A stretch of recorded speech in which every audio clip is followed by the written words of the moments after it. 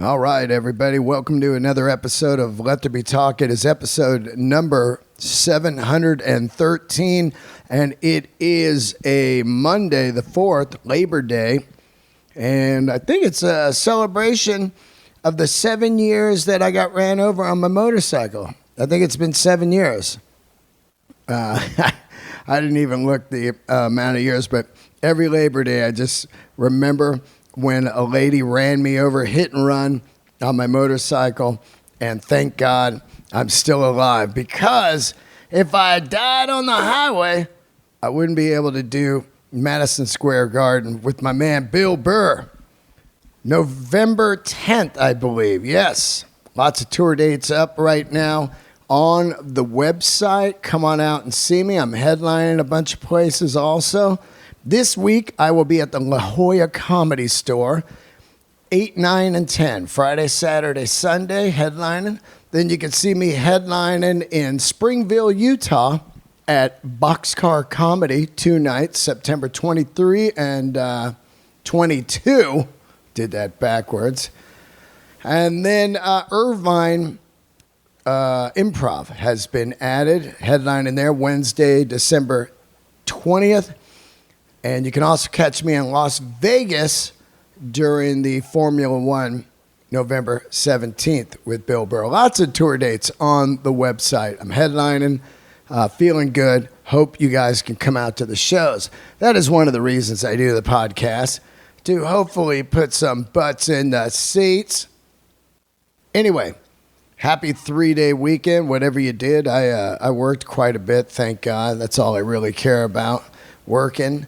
And including this podcast, I shot this 2 days ago. You can see the full video version of it on my YouTube channel, and make sure you subscribe to that. The guest today is Peter Dowd. If you are a Led Zeppelin freak like myself, you are going to want to listen to this episode. It is an incredible documentary that this man directed about a man in Japan, Mr. Jimmy, who hears Led Zeppelin at a young age and becomes fully obsessed with Jimmy Page. I talked about it a few episodes back on a solo episode, and dedicates his life to all things Jimmy Page, playing the guitar. Now he's in Jason Bonham's band, and the story is just incredible. So to have the director on was just, really made my day, because I had so many questions after watching that documentary, and I think you guys are going to dig it. Go to MrJimmyMovie.com and find out if it's playing in your town. Okay, so that is the guest today, all things Jimmy Page, and I absolutely just love Led Zeppelin. Anytime something of Zeppelin comes around, I'm back on it nonstop, just listening to Zeppelin all day, all night. And man, I mean, just an insane band. I was talking about it on my Instagram Live I did a couple days ago. Hold on, let me look this up. This is insane to think about. Old Led Zeppelin. Get this on the Amazon Music, Amazon Streaming. I went to Led Zeppelin 4, okay, that record, and I was running down the song list. So it has 8 songs: Black Dog, Rock and Roll, The Battle of Evermore, Stairway to Heaven, Misty Mountain Hop, 4 Sticks, Going to California, When the Levee Breaks. And as I was reading those off, I realized this is absolutely mind-boggling to me. Every one of those songs is on the radio every day. Every one of those songs. It came out in 1971 with the biggest song of all time, Stairway to Heaven. But all of the other ones are on the radio every day. That is insane to think about. Damn, what an achievement, man. Anyway, thank you for tuning in, everybody, including Jimmy Page. I know you're going to be listening to this because I know you're a big fan of Let There Be Talk. So come on down and talk some guitars, my man. Jimmy Page. Anyway, I Thanks for coming on the show here, people, and listening. So before we get into it real quick, I want to give a shout out to the new Patreoners, Tony Ski, John Thompson, and Jeff Howell. Thank you so much for joining the Patreon. It means the world to me. And there will be a new bonus episode this week. Also, there will be a new Grail this week, my other podcast, The Grail. You can get it all at cactusradionetwork.com. And also, New Kafer. Thank you for joining back up. Gail GB New Kafer. Patreon.com/Dean Del Rey. I appreciate you guys big time. And there will be a bonus episode. Okay. So I guess that's about it. This episode's brought to you by my sponsor, Standard and Strange, your one-stop denim and leather and boot shop. These guys have all of the best stuff. The Real McCoys, I love the Real McCoys. Buco, Momotaro denim. It is endless, the stuff they have there. John Lofgren boots, Westco boots, Y2 leathers. Endless amount of incredible stuff. Ship John. Everything in there. Standardandstrange.com for your denim, your leather, your boots, everything. Hit them up on the website or go to the shops in Oakland, New York, or New Mexico. Standardandstrange.com. All right, I love you guys. Let's get into it. Here it is. Episode number 713 with Peter Dowd, the Mr. Jimmy Director. Hope to see you guys out at some shows. Keep the candles lit, my friends. All right, here we are, another episode of Let There Be Talk. Fantastic guest today. We have a director of an amazing documentary I saw recently called Mr. Jimmy. And my guest is Peter Dowd. How are you, buddy? You're the director of it, the Masterpiece? Yes. Thank you for saying Masterpiece. Yeah. Happy to be here, Dean. Thanks so much for having me. What a film, man. It's I've been to Japan a few times. I absolutely love Japan. And the thing I love about Japan the most is their passion and their deep dive rabbit hole of something they might love. So there's a neighborhood there off of Shinjuku there. They have all the bootleg shops. And then down the road from there is a street that basically, if you want to look like a 60s hippie, like out of Easy Rider or say a Haight-Ashbury, there's a store there. Yeah. And it will have everything perfect recreated. Yeah. Say you want to look like a 70s biker. They have a store with all that clothing. You want to look like... a cowboy from a James Dean film, Giant. They have a store for that. But it's not just, cowboy stuff. It'll be like, this is exactly what James Dean wore in Giant. This hat, we sourced it out. Yeah. We got the original. This denim is, hand woven from the original, the machines from Levi, that kind of stuff. Yeah. And I have that kind of rabbit hole thing of like passion of like, if I love something, I absolutely go crazy and all in on it. To say, deep dive rabbit hole, Mr. Jimmy is probably the king of it. Let's get into what we have here. It was kind of a long intro, but I'm trying to set up my love of Japan and why, because I wear Japanese denim. These glasses are made in Japan. Okay. Everything I love Japanese made stuff because it's just phenomenal. Yeah. Yeah. I mean, being there, I went 4 times over the course of making the documentary. And I think maybe 5 days into being there the first time, all of a sudden it just kind of all crystallized. I was like, oh, everything makes sense. Of course he's like this. Of course he's soldering in particular. He wants to test a shielded power cable versus an unshielded power cable to detect how that might affect the tone. Of course he's going to measure how much solder do we want to use on this capacitor. Because when you walk into a 7-Eleven in Tokyo, it's like coming to Tiffany's on Fifth Avenue. I mean, the attention to detail, the craft, the organization, it's throughout the culture. It permeates the culture on every level, even in the most mundane things. There's such respect for no matter what your job is, no matter what your task is, things are done properly. I loved it. I mean, yeah, being exposed to, this was my first time ever in Japan. But yeah, everything just sort of clicked. You're like, oh, this is why Akio does it this way. He has no other choice. If he's going to do it, he has to do it all the way. So what we're talking about here is basically Akio. That's his. I call him Mr. Jimmy because that's what he Mr. goes Jimmy, by. Mr. Jimmy. He's a young man. His buddy turns him on to Zeppelin, and from that day, like a lot of us, we want to play guitar. We want to be in a band. He falls in love with Zeppelin, but he goes even further. He wants to basically become Jimmy Page. And over this period of years, he slowly sources out exact Marshall amplifiers, exact guitar tones, chords, pickups, soldering, exact. And this is the one that blows my mind because I've been wanting to know who made the Jimmy Page Dragon Pants.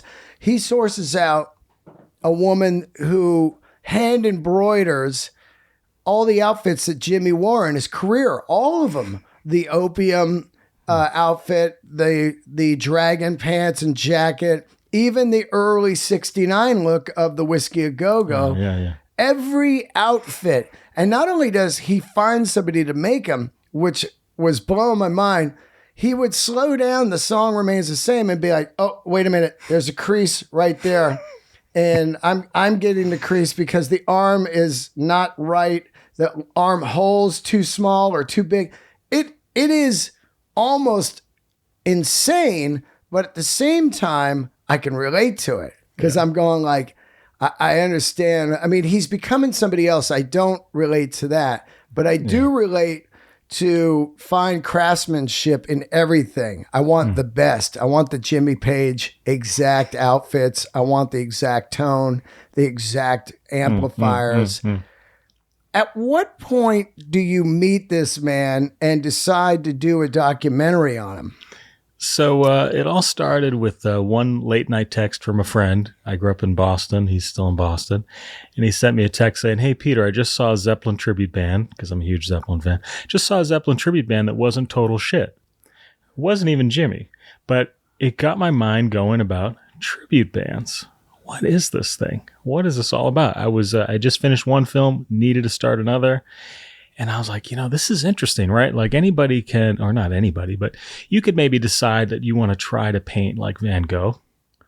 But it's something different to try to paint like Van Gogh, dress like Van Gogh, cut off your fucking ear, live your entire life like Van Gogh, die young. I mean, every detail. And I thought, this is kind of an interesting life. You're an art, I do feel like the American way a lot of times is be yourself, right? But what's it like to not be yourself? But then I went down, speaking of rabbit holes, the rabbit hole of YouTube. I looked at every tribute band out there. And who were you looking at? Zeppelin only or other bands? Anything. Van Halen, Judas Priest. I mean, every band out there has a copy. Yeah. And, no problem with them, but there just weren't any that were actually inspiring. I just thought, okay, I don't want it, to make a documentary, you're putting a couple of years of your life into it. Yeah. You're not doing it for the money. And it's not good karma, or it's just not my vibe. I'm not going to make a movie taking a piss out of somebody or having a laugh or anything like that. And I thought maybe this isn't the best idea, because I kind of wanted to go a little deeper with it. And then I saw this clip and it said Rain Song, 1979 version. Press play and boom, it was just instant. I recognize, because I'm a fan, blue button-down shirt, white linen pants, black loafers. Yeah. Nebworth. to a fucking T. And I'm thinking, all these other, maybe everyone, good, they get some vague amalgamation of a dragon suit. Right. Who the fuck does Nebworth? Yeah. I love Jimmy Page. The man's a god. Maybe his least cool look. But also interesting look because he's like 71 pounds at that time, full strung out. And transitioning into punk, new wave, whatever you want to call it. Right. It's like Zeppelin, the Zeppelin that wasn't, is the start of. But anyway, I'm like, who would track down this obscure look to a T? I'm like, this is wild. And then more importantly, I press play. I'm listening to the way he's playing. He's playing it the 79 style, 79 tone, 79 arrangement. And then there's a clip from 1970. Page had a beard in 1970. Akio has a fake beard. Wow. And he's holding his body a little more introverted because Page in the early days a little more introverted. Then, of course, 75, 77, he's got the white dragon suit. He's, acting as if he's in the Silver Dome. He's big moves, yeah. Wildly. The And arm he's got, throw. He's got the shades, and you're like, this guy. And again, it all comes back to the plane. The plane, you could have the costumes, but if everything has to be perfect. The plane, as you know, was so bang on. I'm like, this guy is like a virtuoso himself, virtuoso player, fucking musical historian, and a method actor. Like he's got it all. And I just, without thinking, I think my best decisions in life are turning my brain off just emotionally. I just found his website. It was all in Japanese. Didn't know what it was all about. But I just sent a very simple email saying, I really don't know what your story is, but I think it might be really cool. And I think I might just be the guy to tell it because I recognize all these details. I recognize Nebworth 77, 1970. I recognize all this stuff. And maybe I could help tell your story. And his wife, Mrs. Jimmy, wrote back and said, you must be a lucky guy because he just moved to LA to join Led Zeppelin again. So at that point, I'm like, well, now I have no choice. This is fate. And that was it. That was the start of it. When you think about what has to happen for him to become Mr. Jimmy, it's almost mind-boggling because any of the things, and it's out, he looks like him. Yeah. It's really bizarre. Yeah. He's like, he's Japanese, but he looks like Jimmy. Jimmy, oftentimes you're like, is Jimmy Japanese? Does he have some Hawaiian in him? Is it, you know what I'm saying? He's got this maybe different looks throughout his years where you're quite, kind of ambiguous, his look. And then he has to learn to play guitar. Yeah. And not only learn to play guitar, but at the highest level. And then he has to, find other people to do it with him. Yeah. Which is the main torture of the documentary, of course, his passion and his insanity to a point. It is after a while you're like, oh, I've played with guys like this, and after a while you're like, no, I said move left, then right, then up, when you're doing a rock move or whatever. But all of that has to come together for him to become this and then never stopping. Never stopping. It is so wild. I have a lot of questions. One of the best things I'm going to tell you guys about this podcast is if you're a huge Zeppelin freak like us, I absolutely worship Zeppelin. And there was a time where I owned every Zeppelin bootleg. Every show has been bootlegged, every one of them. And I had them all on CD. I went to Japan. I went to this place, Fish Heads, I believe it was. And they had everything. And Japan has the best bootlegs. There's even a scene where he goes in and gets some, the over-the-top ones, Tarantura, whatever.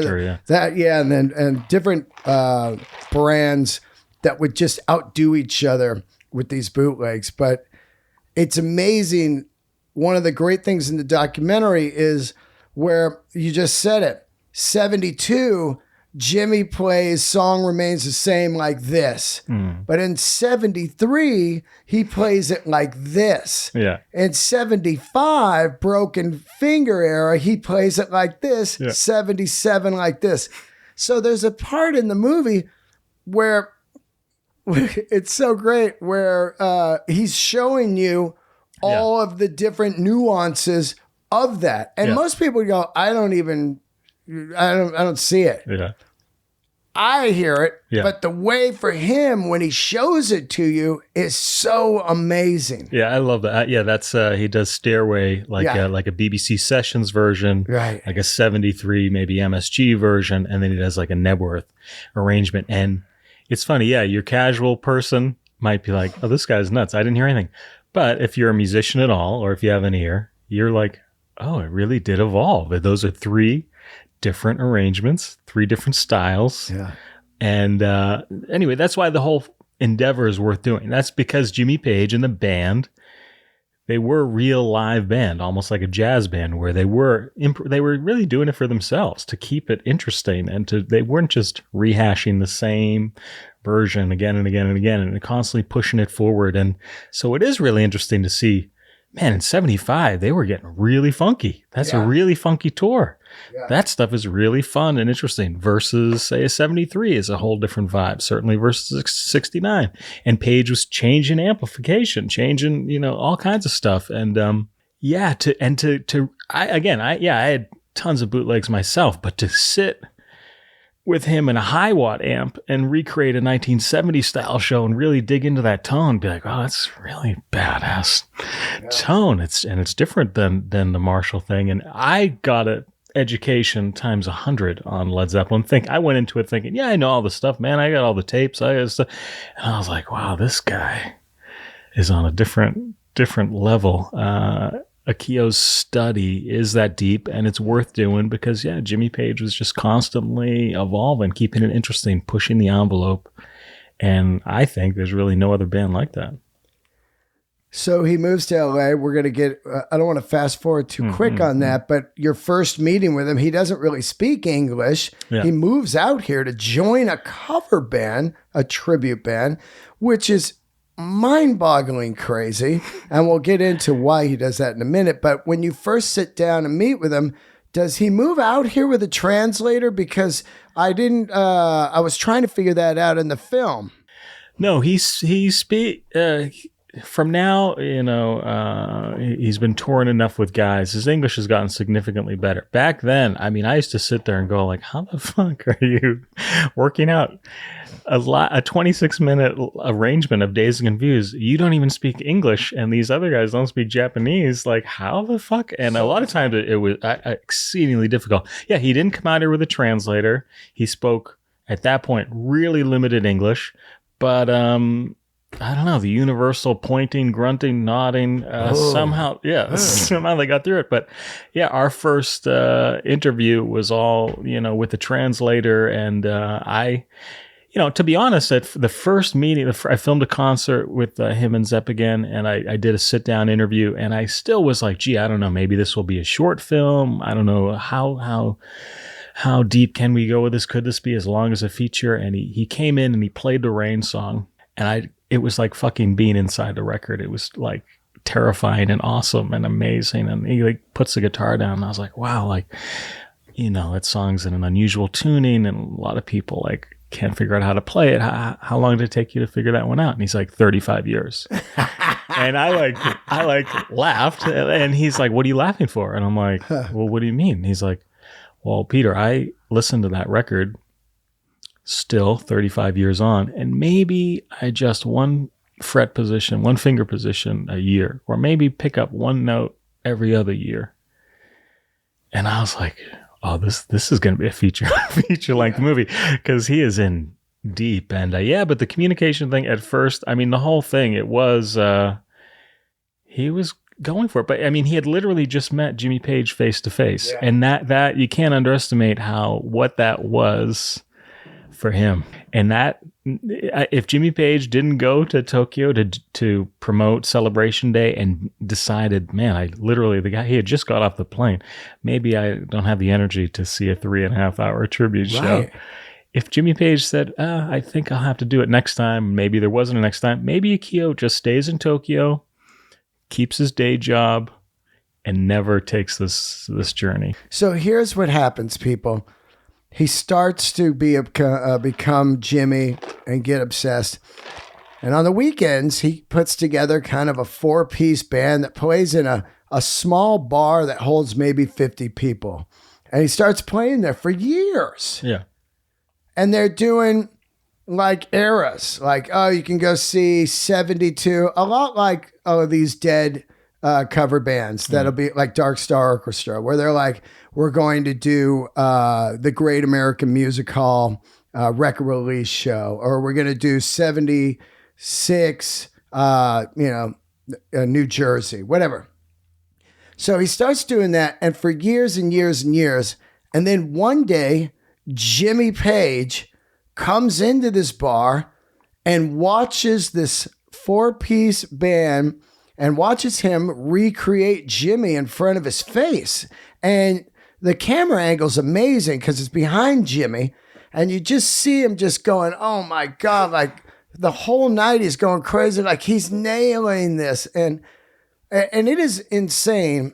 And then the next day or so, he decides to move to LA. But did you ask him how Jimmy found out about him and who brought him there and that whole thing? Yeah, so, Jimmy Page is pretty keen on everything that's going on in the Zeppelin world. Yeah. So he had heard of Mr. Jimmy's activities. And I think what happened was Mr. Jimmy and his wife were constantly, if you ever come to Japan, please, we'll put on a show basically just for you. Yeah. And I think they, through maybe the Japanese division of Warner Brothers Records or something like that, had just over the years, well, finally, I think Warner Brothers Records said, well, actually, he is going to come to town to promote Celebration Day. And they were like, well, we're going to put on a show at the Giga Bar, this tiny club. Of course, please. And they were like, well, we'll let you know. And I think maybe 2 days before, they were like, yep, he's going to come. And I went to that club, which was so small, and I started to get heart palpitations just thinking, all right, I'm here. Jimmy Page is there. I have to do the 26-minute Dazed and Confused. I got nerves just thinking about what it would have been like for him. But you watch the tape, and he crushes it. It's unbelievable. He really did crush it. And I think it all comes back to that night in terms of this movie being able to be released.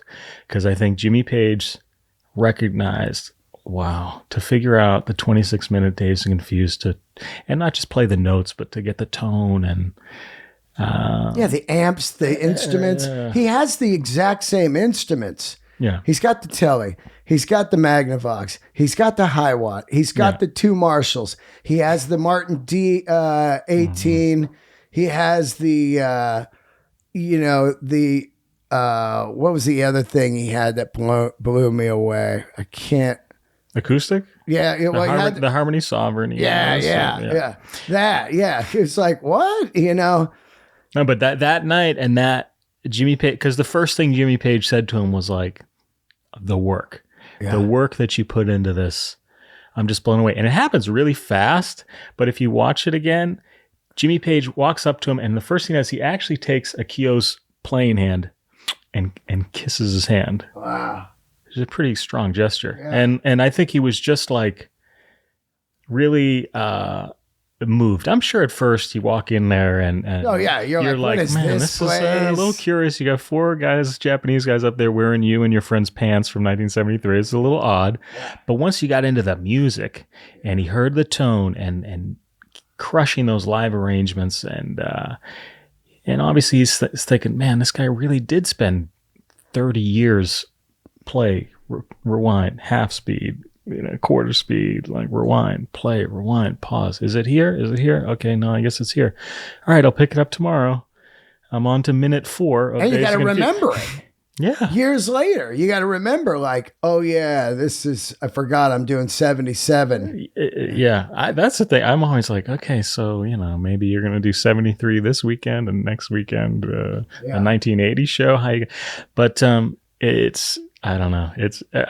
It's his calling in life. I don't know. But anyway, that night, I really think Jimmy Page genuinely was moved, and that's the only reason this movie could ever be released, is that Jimmy signed off on it. Yes, awesome, and because of Akio's work, I think it's the only reason that they would do that. And hopefully, I think we did our best to I was just always like, all right, we just have to meet Akio's level of trying to meet Jimmy Page's level, and do the best we can. We multi-tracked every show.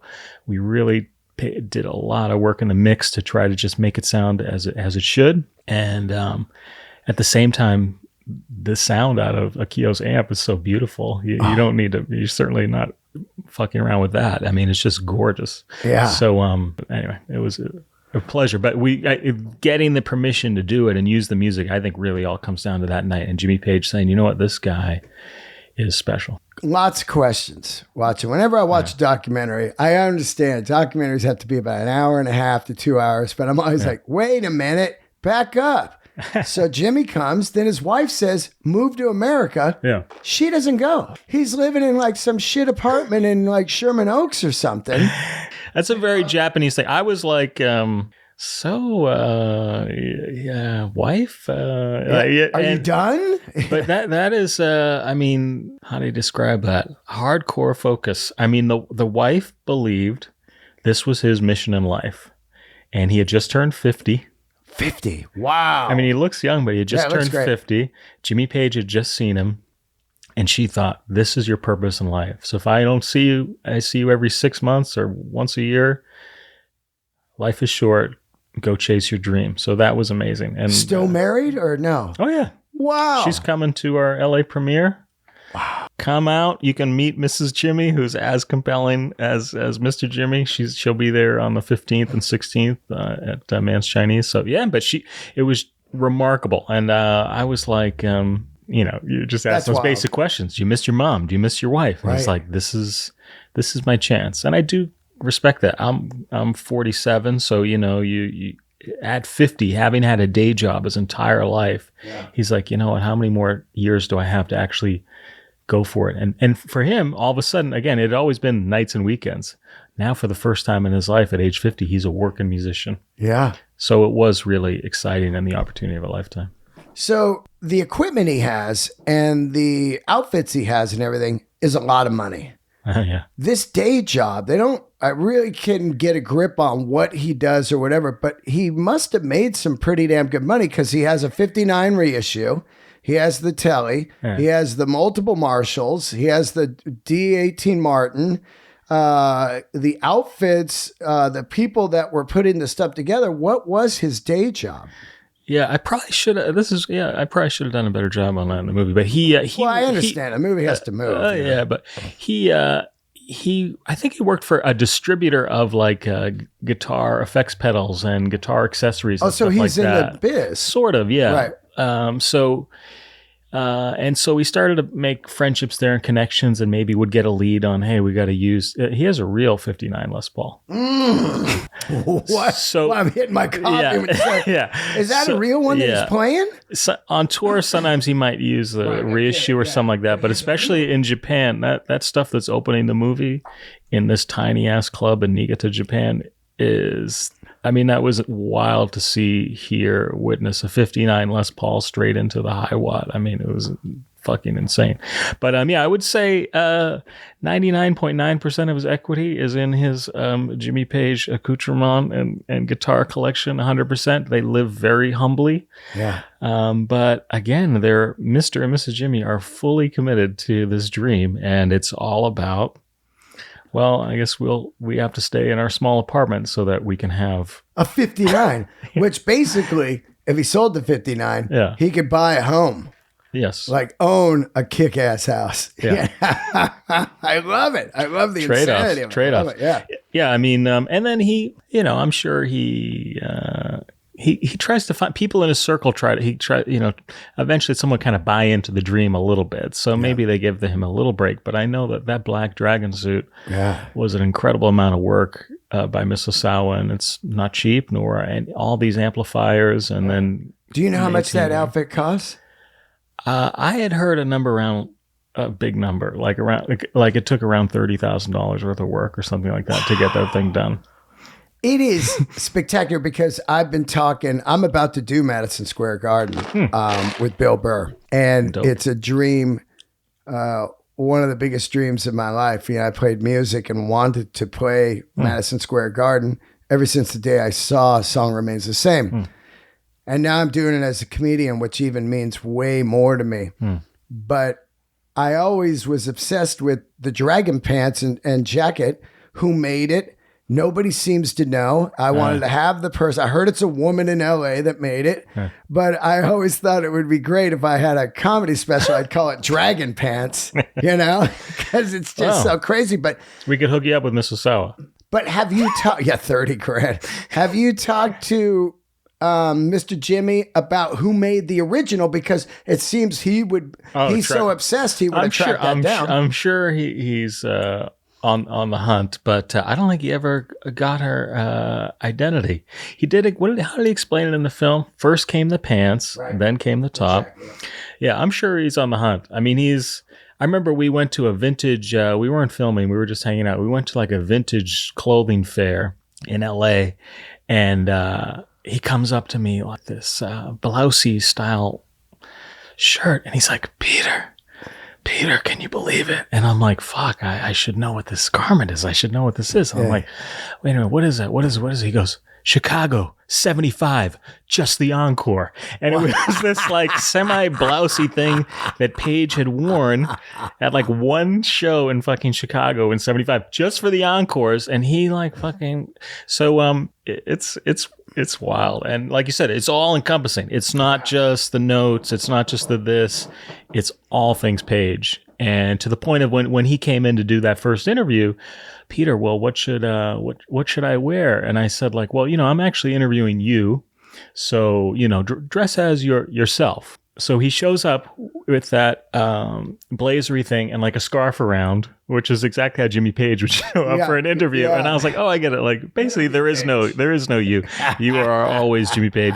And I was like, wow, he's in deep. And yeah, any conversation, I mean, I love him. It's great. But you bring him to your friend's dinner party, and whatever the occasion is, at some point the conversation might circle towards the Arms 83 concert, or like he's gonna back someone into a corner and be like, let me tell you about Outrider. Yeah. Because it's just, you're always 1 degree away. Yeah. And that's the other thing too. He knows even beyond Zeppelin. Like, I'm always like, boy, can you just do one night of The Firm at Whiskey A Go-Go? Yeah. That would be so great. Get Tony Franklin's become I saw friends. The Firm. You saw The Firm? I saw The Firm. Cool. Oakland Arena. Dope. It was one of the greatest moments because I didn't get to see Zeppelin. I'm obsessed with Dan Green's in Oakland. And the last 2 Zeppelin shows in America were in 77 at Oakland. And after that, Robert Plant's son dies. Mm-hmm. They never play the States again because in 80, Bonzo dies. And I just love all things Zeppelin and the era. So I never got to see him. And I finally got to see The Firm, and then later Page Plant and all of that. But, to see Page at any time is like oh wow, it really is oh wow. He is, to me, over anyone, the ultimate rock star. I mean, he produced those records, he wrote those records, he created the guitar star. Of course, you had Hendrix and you have Eddie Van Halen, but this was way different. This guy was like, I mean, beyond huge. Well, I mean, he inspired Paul McCartney to write lyrics about what it meant to be a rock star. Like, he wrote about, who's that man running across the stage? Looks like he's, from a different age, Jimmy Page. Like, I remember I saw him first time live. I think I was freshman in college or something like that. He played Boston Garden, Page and Plant tour, was first in line on Newbury Street Tower Records by a margin of like 6 hours. We're like, we're going to get the fucking best seats ever. And then, of course, they show up and they're like, all right, we're just going to give random numbers by wristbands. And I've been here for fucking 24 hours. And they're like, yeah, you're going to be number 82 in the queue. I was like, I'm going to kill you. But eventually we get our tickets to the show. I just saw, I see this shadowy figure come out on stage. They start playing that opening Tales of Brawn thing, and I just see the ember of a cigarette. And I'm like, it's Page, and I was like, totally, it's Page. And just he's, as you said, he's a composer, he's a studio genius, but he's also this alchemist on stage who can do something beyond. And, Yeah, I completely lost my shit at that show. I mean, it was amazing. And that's even another era of Page. If you look at all the eras, for some reason, there was all these rumors that he was totally addicted to wine. He'd be just drunk. And they had that like slobber would kind of drip off while he was playing, and it would just kind of hang. So, you know, there's all these different eras of Page that are just incredible. You're like, oh, wow. Did you see it? Did you see the 98 Page Plant tour? I saw the electric, not the one with the with all the like the 4-piece lineup. Yeah, with that drummer dude. When they were the 98 tour, when he was doing No Quarter live and how many more times live, I was like, it was fucking insane. And his chops were insane. Yeah, I wish they had just kept on going. But those shows. His playing is so ferocious, and that band was so tight by that point. Anyway, it was great. That drummer was great. Yeah. Wow. Yeah, he's gone now. Yeah, Michael Lee. Yeah. Wow, that guy was insane. Jimmy, you know, I mean, it's just even the Black Crowes thing. I was supposed to open for them and at the Shoreline, and I had a 59 Les Paul Tom Murphy reissue. I'm like, I'm having him sign this guitar the second I meet him. And then they canceled. He hurt his back or whatever. Yeah. So, if I ever met Jimmy, like Mr. Jimmy did, the first thing I would say is, who made the dragon suit? That's over anything. I was recently, a few years back, went to that guitar exhibit in New York. And they had a dragon suit in there, and they say it's Jimmy's. His guitars were there, his 59 and the Telly, Dragon Telly.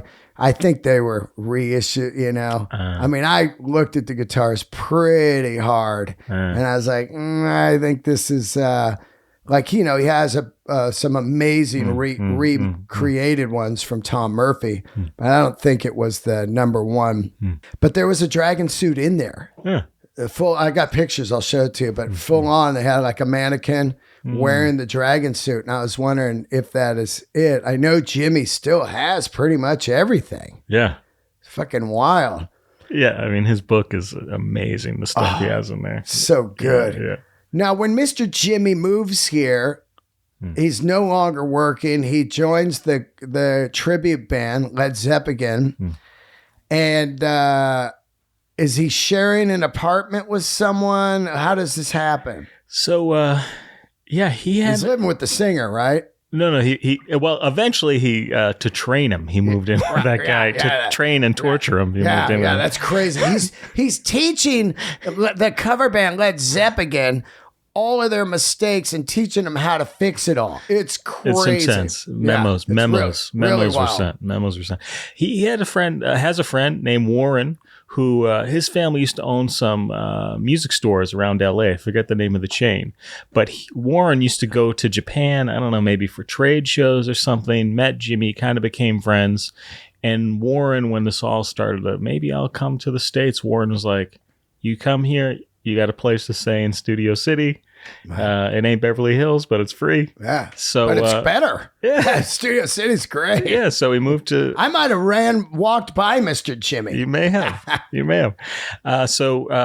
His friend Warren, who he's the guy who I shot a scene with him, but we didn't put it in the movie. But he's the guy who has that Rickenbacker transonic amp. It's this crazy ass solid state that they were using in '69. That's from Warren's collection that Warren and Jimmy rehabbed to put into working shape to use for that '69 show. So yeah, I mean, they're like two maniacs in a pod hanging out there in Studio City, rewiring amplifiers and stuff.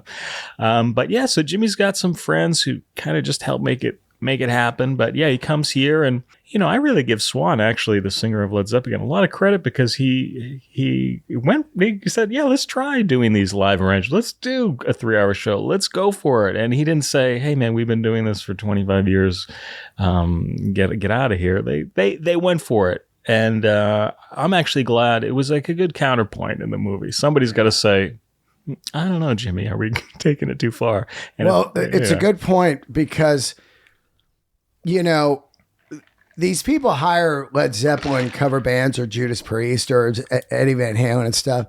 And in your mind, when you start a tribute band, you're like, we're not going to play the standard shit, man. We're going to play like Unchained, but we're also going to play like, Take Your Whiskey Home.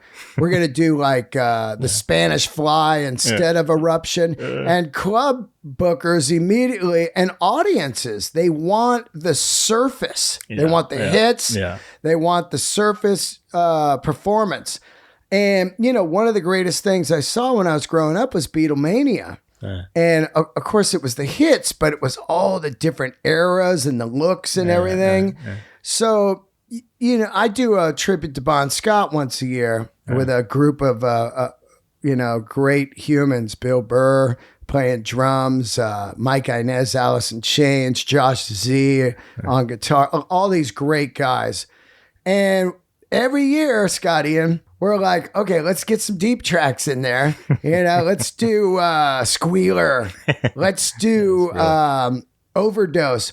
And man, you get the just stares. They're looking at you like, where's Shook Me All Night Long? And stuff like that. Yeah. So I was feeling that tension as he was like, I want to create the exact Song Remains the Same concert. And the promoters are like, what is this shit? 23-minute guitar solo? Get the fuck out of here. Yeah. That shit was real. Yeah.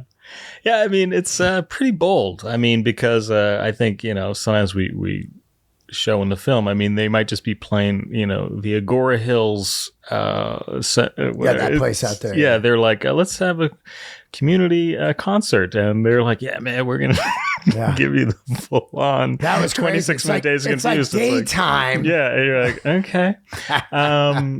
But that's commitment. That's commitment. But I actually really respected Swan's point of view of, there's a time and place to go super deep, balls to the wall, 3.5-hour show. And then, tonight we're at Romano's Bar and Grill. So we may just need to do some hits.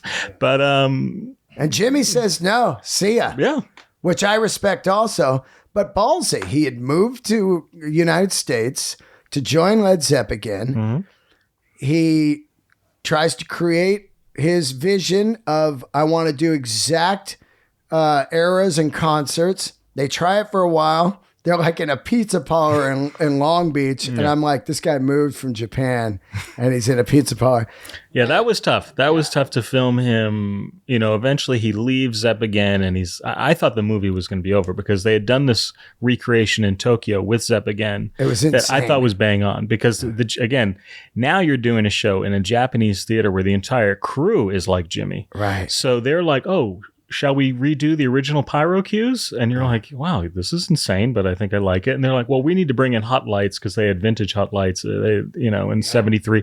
Every fucking detail. They do that show. I'm like, oh, this might be the end. East meets West. You guys had your conflict, but you put on a great show.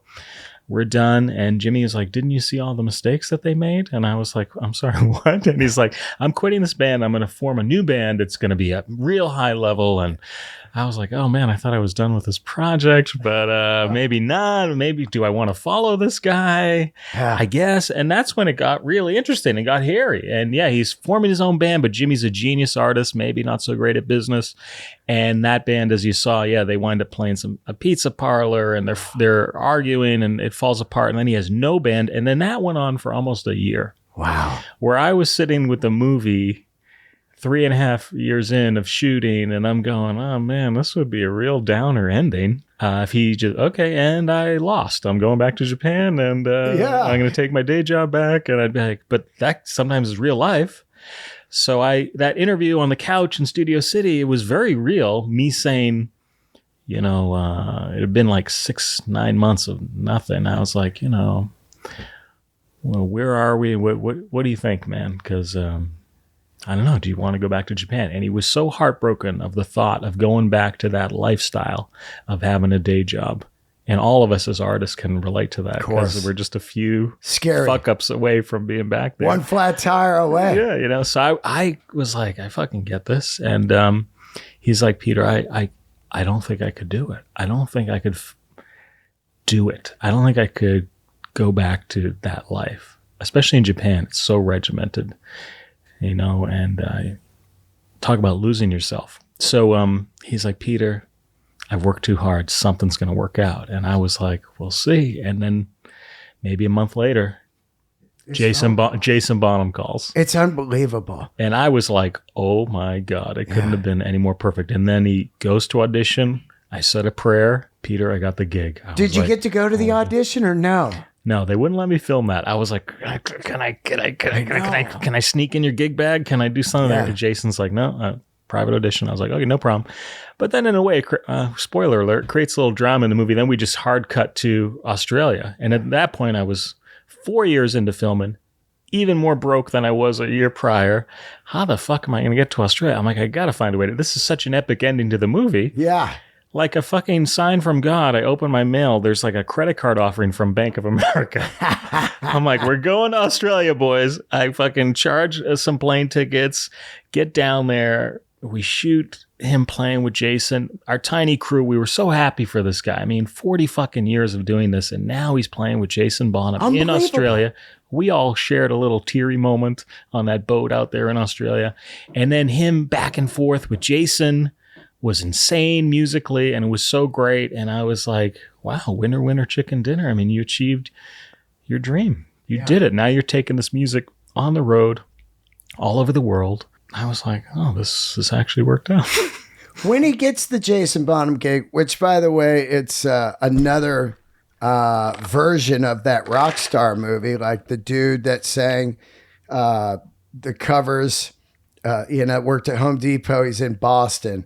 The Journey guy, Arnell, that joins Journey, and the Judas Priest guy, that joins Priest. When he gets the gig, does Jason say, hey, you play incredible, everything good, but don't wear the outfits?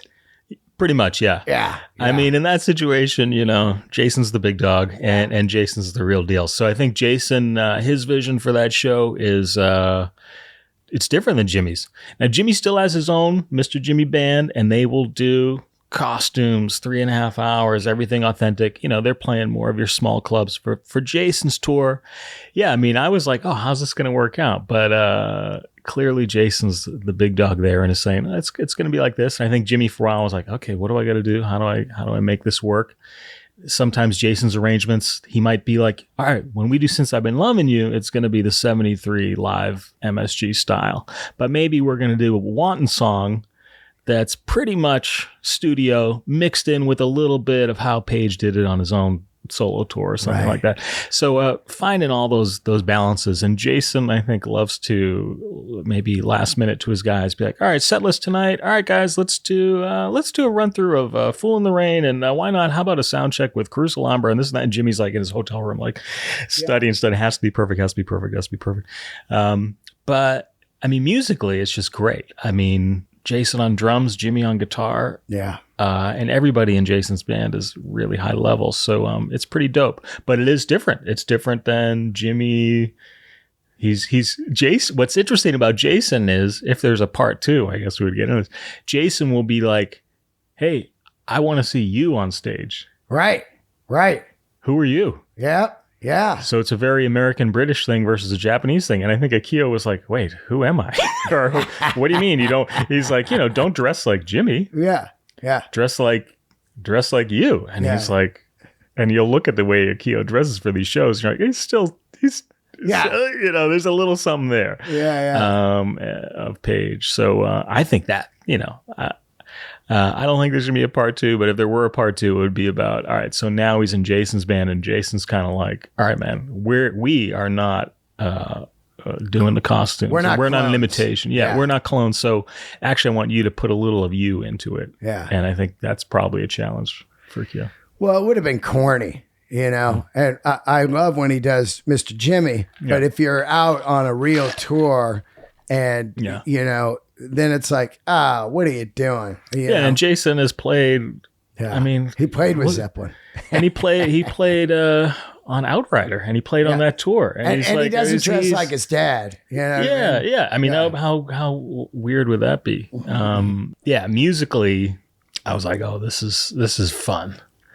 Jason's level of playing is like wild, and the two of them together. Yeah. So you went broke making this, sold your car and all your money, like Dating in LA without a car is quite interesting. Showing up on a bicycle, but I mean, you got it all together, and it's going to be in some theaters. Let's tell people. I got a bunch of friends that are going to see it in San Rafael. Oh, cool. Yeah, because I saw Mr. Jimmy.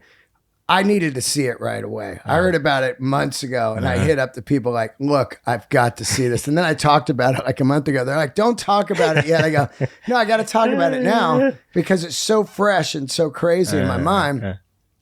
So it's out. You guys are kind of doing some premiere parties. There's one in LA. Mr. Jimmy's going to be at San Rafael. Where else are you going to be? So let's see. We're going to do the band. If you want to see a Mr. Jimmy show to the hilt, what is it? Friday, September 9th up at Sweetwater. Great venue up at Mill Valley. Rafael. That's great. Yeah. See the band. Then on the 10th, it's playing San Rafael Film Center. If my memory's right, I think the 11th, we're at Berkeley. And this is all with Jimmy in person. Probably he'll have the Harmony Sovereign with him doing a couple acoustic bits. And then I think the 12th, we're in Sebastopol. And then September 15th, 16th, 17th, Jimmy will be in person, Man's Chinese on Hollywood Boulevard. And then we slowly roll it out. So it's an indie, everything is super indie, movie made by hand, distributed by hand.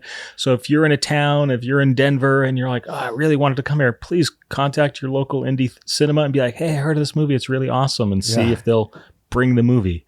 Hopefully we're in cinemas for the next couple months, and then we'll see after that. Maybe we Netflix do that thing. Yeah. But for now, I mean, I made this movie and mixed this movie for people to get in there.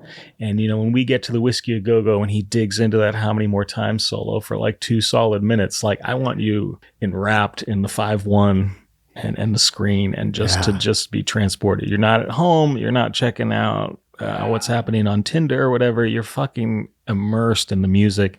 And that was my overall approach to the whole movie. Was we don't need someone on camera saying Jimmy Page is great. Let me tell you why this music is great. I just want to, here's the music.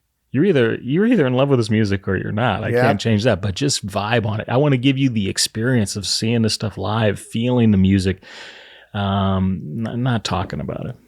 Couple more questions, then we'll get out of here. Has Jimmy seen it? Mystery.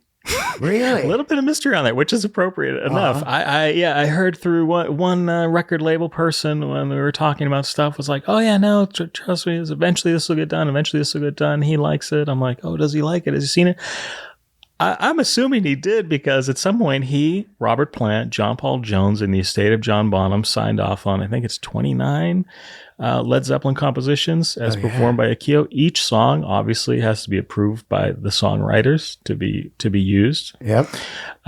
So yeah, but in terms of has he sent me a DM? Great job, bro. No, but that's appropriate. I mean, he's a rock god. He needs to remain shrouded in a little bit of mystery. But I do think, I mean, the biggest endorsement, the biggest thing I could ever ask for is just that they gave me the permission to use this music. Of course. Because I really started off. It'd be dead without it. This would be a movie that I would show to my grandmother every Christmas on the couch and cry into my turkey or whatever and be like, I made this movie that no one could ever see.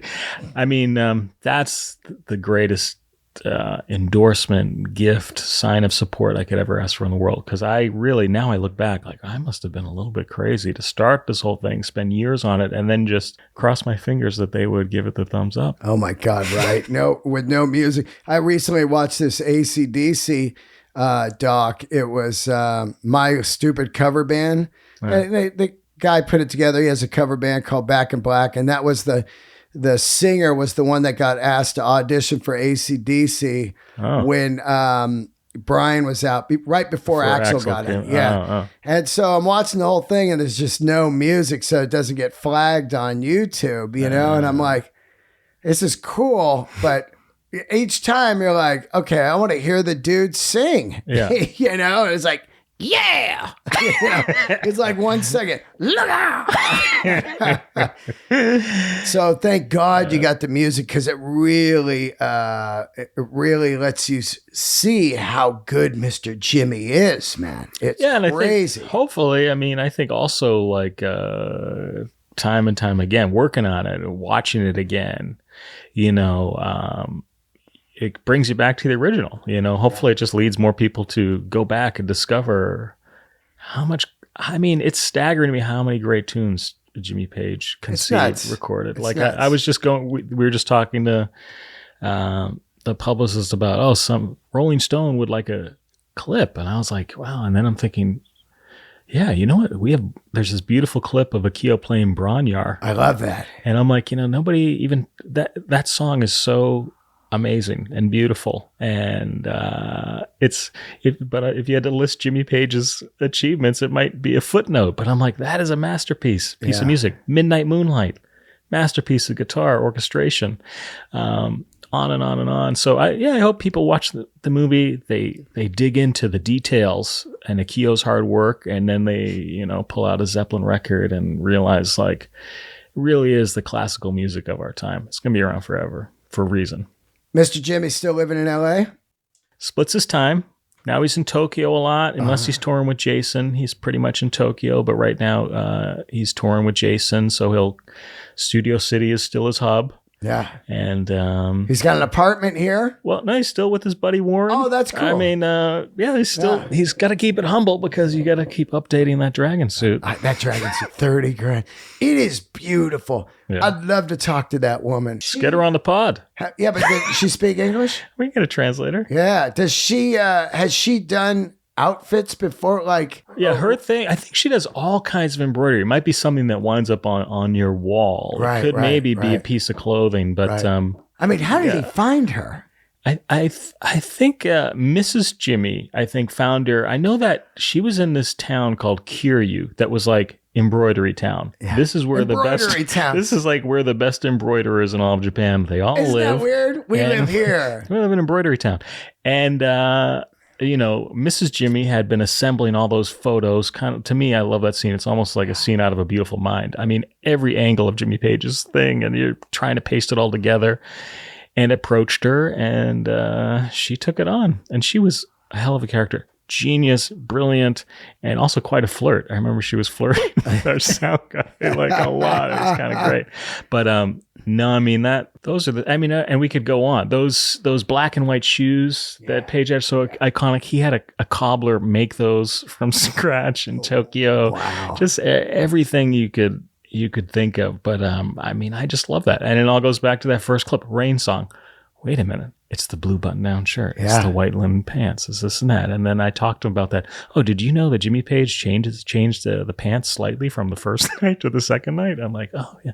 I mean... and Jimmy's that obsessed, too, which is wild. Because Jimmy didn't just throw shit on. Yeah. No, I mean, I think all that stuff, you think back to 73, 75, you're doing shows in 30,000 upwards to 70,000 seat arenas without a video screen. Right. So you do need to wear something that pops. Yeah. And it is true. It's just, it's part of the mystique of Jimmy Page. And Mrs. Jimmy says it, even if the guitar playing is great, if you don't capture that magical, whatever it is, of Page, it's not the same. And I do think that, no disrespect to all the other tribute bands out there, but really Mr. Jimmy is the only one that can even start to approximate that feeling of, oh man, is this what it would have been like to stumble into the Whiskey A Go-Go in 69 and see the real thing? And then his name, Mr. Jimmy, is so cool. Is that cool? Absolutely. Yeah. Mr. Jimmy. Yeah, I was like, I got to call the movie this because I can't top that. Well, thanks a lot. Does you got an Instagram or anything for the? Yeah, everything is Mr. Jimmy Movie. So on Facebook, Mr. Jimmy Movie, Instagram, Mr. Jimmy Movie, Twitter, Mr. Jimmy Movie, and the website, MrJimmyMovie.com. We update all the screenings there pretty much every day, every week. So if any screenings are added, they'll be added to the website. There's a little newsletter. Sign up. Follow us on social media. And yeah, please, any support goes a long way because this movie wasn't made by some company or anything else. It was just made by Crazy Me and American Express, Visa, MasterCard, and Discover. So any support, sharing goes a long way. That'd be great, man. And then the Mr. Jimmy concert at the Sweetwater, what era are they playing? 73 MSG. Oh, man. So yeah, peak Jimmy stuff. God, I might have to go to that. I think that's something. Oh no, that's coming up. I'm at La Jolla Comedy Store, 8, 9, 10. Damn. But are they playing a gig in L.A., Mr. Jimmy? Well, he's also playing, let's see, he's playing with Jason at the Greek on the 23rd. Right. So that's pretty dope. And then as the movie rolls out, I feel like we'll add, I think we'll add another Mr. Jimmy show somewhere in the mix. So yeah. All right. Well, thank you so much for doing the show. Thank you. We really appreciate any support and coverage because it's a really little independent movie. So I love really talking to you because I just thought that somebody to make this film, I know what kind of passion and grind that takes. So 8 years at this point. It's God, 8-year journey. Wow. Wow. All right. Thanks for tuning in, everybody, to another episode of Let There Be Talk. And don't forget to subscribe to the YouTube channel. And leave a review on iTunes, my friends. It really helps, believe it or not. And candles are lit.